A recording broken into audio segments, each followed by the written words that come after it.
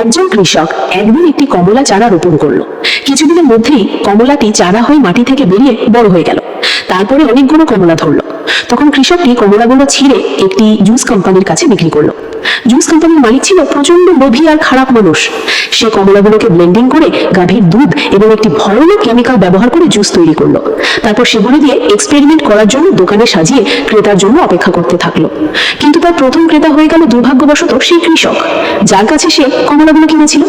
আর সেজন্য লোভী কেমিস্ট অনেক খুশি হলো। তারপর যখনই কৃষক জুসটি খেলো, সে অসুস্থ হয়ে অর্ধেক মানুষ আর অর্ধেক গাভী হয়ে গেল। তারপর কেমিস্ট লোকটি কৃষককে বেঁধে নিয়ে গিয়ে তাকে দিয়ে টিকিটের বিনিময়ে সার্কাস দেখাতে শুরু করলো, যার মাধ্যমে কেমিস্ট লোকটি অনেক টাকা আয় করলো। তখন সে টাকার বিছানায় ঘুমাতে শুরু করলো।